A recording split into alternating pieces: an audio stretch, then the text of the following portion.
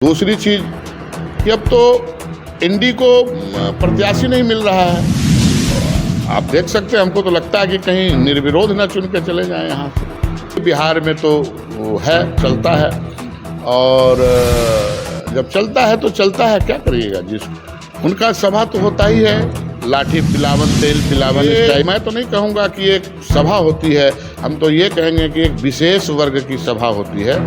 नमस्कार, आप देख रहे हैं नित्य नवनीता और मैं गोविंद कुमार। अभी हम पटना साहिब संसदीय क्षेत्र के आप देख सकते हैं ग्राम पंचायत विधिपुर नरौली में हैं।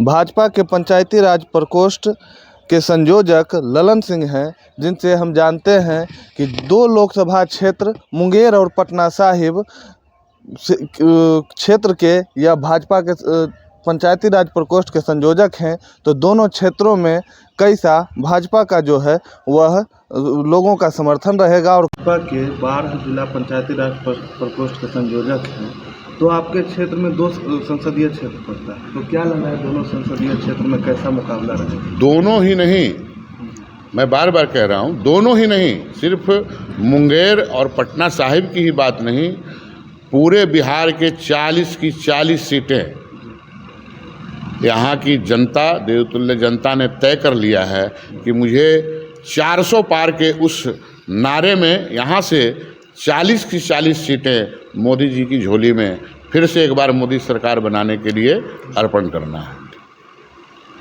जिस तरह यहाँ रविशंकर प्रसाद का कभी विरोध भी देखा जा रहा है सोशल मीडिया के माध्यम से, तो ये सब क्या लग रहा है पटना साहिब में असर इसका नहीं दिखा? देखिए, सोशल मीडिया पे विरोध कर लेना, ये कर लेना, ये अलग चीज़ है, वो हमारे पार्टी के हो भी नहीं सकते। और न हमारी पार्टी की ये परंपरा है और न हमारी पार्टी का ये संस्कार है।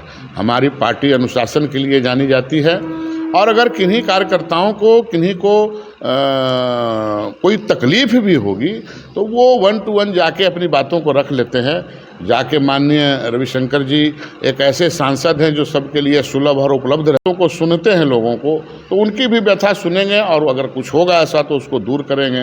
आपने देखा होगा कि बराबर उनका दौरा चलते रहता है, और ऐसी कोई बात नहीं है कि पार्टी में कोई ऐसी चीज़ें हैं, और एकदम साफ छवि के एकदम प्रत्याशी हैं, इसलिए और कोई कहीं कोई दिक्कत नहीं है। दूसरी चीज़ कि अब तो इंडी को प्रत्याशी नहीं मिल रहा है, विपक्ष को, इंडी गठबंधन को तो प्रत्याशी नहीं मिल रहा है। तो आप देख सकते हैं, हमको तो लगता है कि कहीं निर्विरोध न चुन के चले जाएं यहाँ से। अभी तो समय बचा हुआ है, लेकिन समय के पहले जिस प्रत्याशी की घोषणा आप करते हैं वो तैयारी भी तो करता है, लोग जानते भी तो हैं उसको। जी।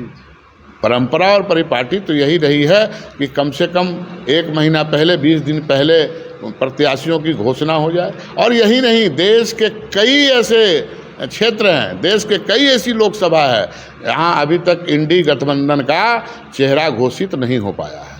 और क्या लग रहा है मुंगेर लोकसभा में जिस तरह राजद की प्रत्याशी हैं कुमारी अनीता और एक तरफ ललन सिंह है, तो क्या लग रहा है दोनों को देखकर कि बार और मुकाम कैसा? देखिए कहीं कोई टक्कर वाली बात नहीं, जातिवाद की बात सामने आ रही है, तो क्या टक्कर की तो बात ही मत कीजिए कि कोई टक्कर है।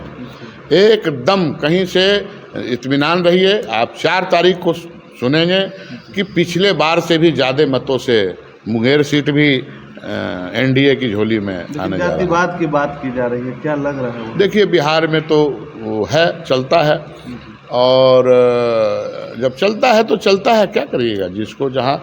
लेकिन जो वोटर है, जो जान गया है, कि जो समझ गया है कि बिना मोदी सरकार के न इस देश का कल्याण होगा न प्रदेश का कल्याण होगा, उसने कमर कस लिया है और अपनी वो वोट रूपी आहुति देने के लिए संकल्पित हो चुका है मोदी जी को।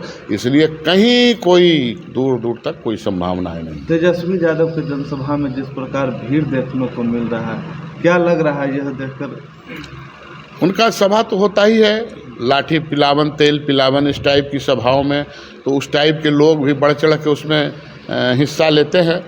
और ये मैं तो नहीं कहूँगा कि एक सभा होती है, हम तो ये कहेंगे कि एक विशेष वर्ग की सभा होती है। और सभा का मतलब जब तक सर्व समाज के लोग उसमें ना आए, सर्व जात धर्म के लोग न शामिल हों तो सभा को सभा नहीं कह सकते, वो पारिवारिक मीटिंग होती है और वो अपना चला रहे हैं। अब तो स्थापित होने के लिए कुछ भीड़ तो जुटाना ही पड़ेगा उनको।